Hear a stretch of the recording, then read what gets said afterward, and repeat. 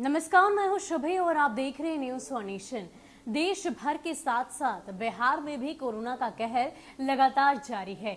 ऐसे में अगर वैज्ञानिकों की बात करें, डॉक्टर्स की बात करें, तो कोरोना की दूसरी लहर से बचने का सबसे कारगर उपाय उनकी तरफ से बताया जा रहा है कि कोरोना वैक्सीन आपको ले लेनी है।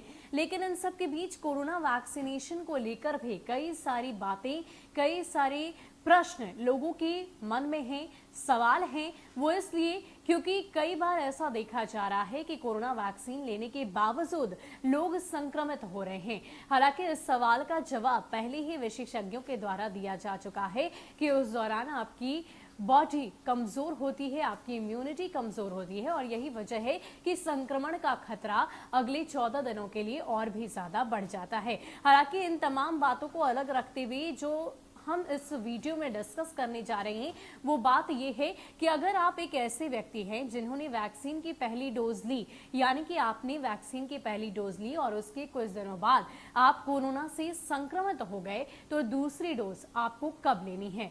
दरअसल ये सवाल अहम है वो इसलिए क्योंकि कई सारे ऐसे लोग हैं जिन्हें ये लगता है कि कोरोना वैक्सीन लेने के तुरंत बाद कोरोना संक्रमित हो गए हैं और ऐसे में वो दूसरा डोज लेने से घबरा रहे हैं, डर रहे हैं। लेकिन विशेषज्ञों की माने तो वैक्सीनेशन ही कारगर उपाय है, वो एक सुरक्षा कवच है और वैक्सीन लेना आपके लिए बेहद अहम है। अब ऐसे में अगर आप भी एक ऐसे व्यक्ति हैं जिन्होंने वैक्सीन की पहली डोज ली है, फिर आप कोरोना संक्रमित हो गए हैं और दूसरी डोज आपको कब और कैसे लेनी है, पूरी जानकारी आपको विस्तार से इस वीडियो में देते हैं।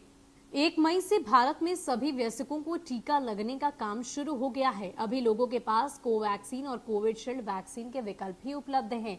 जहां कोवैक्सीन के 2 डोज 4 हफ्ते का अंतर होना चाहिए, वहीं कोविशील्ड के डोज में 6 से 8 हफ्ते का अंतर होना चाहिए। पिछले 3 हफ्तों से ज्यादा समय से चल रही दूसरी लहर ने संक्रमण के ऐसे मामले भी बढ़ा दिए हैं जिन्हें वैक्सीन का पहला डोज लग चुका है। विशेषज्ञों का कहना है कि 2 डोज के बीच के समय में अगर कोई व्यक्ति संक्रमित हो जाए तो उसे इंतजार करना चाहिए।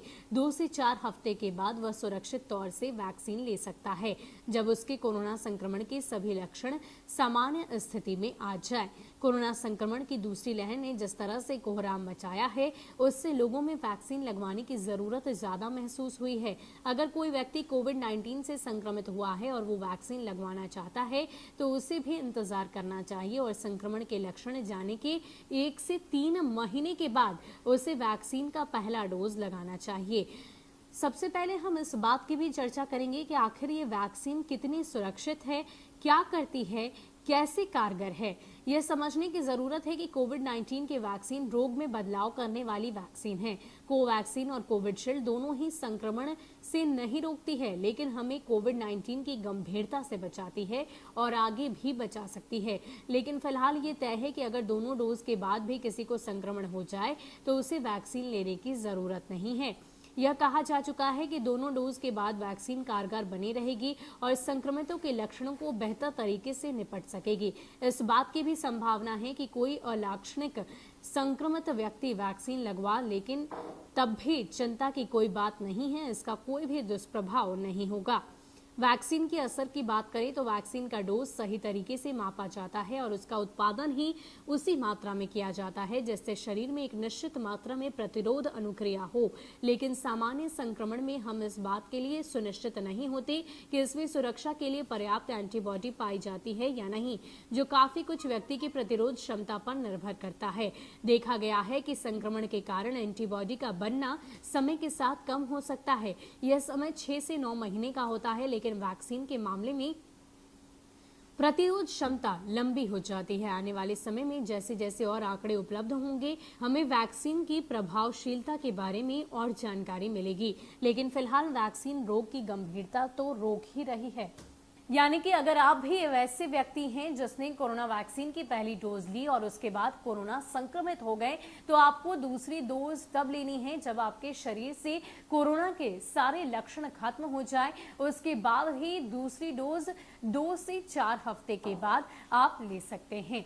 इसके अलावा हमने आपसे इस वीडियो में इस बात की भी चर्चा की है कि आखिर इस वैक्सीन का क्या कुछ काम है, किस प्रकार ये आपके शरीर में एंटीबॉडीज को डेवलप करता है। इसलिए आप भी कोरोना वैक्सीनेशन कराने से कतराएं ना, वैक्सीन अनिवार्य रूप से ले, क्योंकि ये कहीं ना कहीं कोरोना संक्रमण तो नहीं रोकता, लेकिन एक सुरक्षा कवच के तौर पर आपके शरीर में कारगर है। यानी कि अगर आपको कोरोना हो भी जाता है तो कई सारे लक्षणों को आगे ना बढ़ने देता है, संक्रमण को आगे बढ़ने से ये वैक्सीनेशन रोकता है। ऐसे में 1 मई से 18 वर्ष से ऊपर के तमाम जो वयस्क हैं उनके लिए भी वैक्सीनेशन की प्रक्रिया केंद्र सरकार की तरफ से, राज्य सरकार की तरफ से शुरू कर दी गई है। ऐसे में आप भी चूके ना, जल्द से जल्द रजिस्ट्रेशन कराएं और वैक्सीन जरूर लें। फिलहाल के लिए इतना ही। ऐसे ही अपडेट्स के लिए आप हमारे साथ बने रहिए और देखते रहिए न्यूज़ फॉर नेशन। नमस्कार।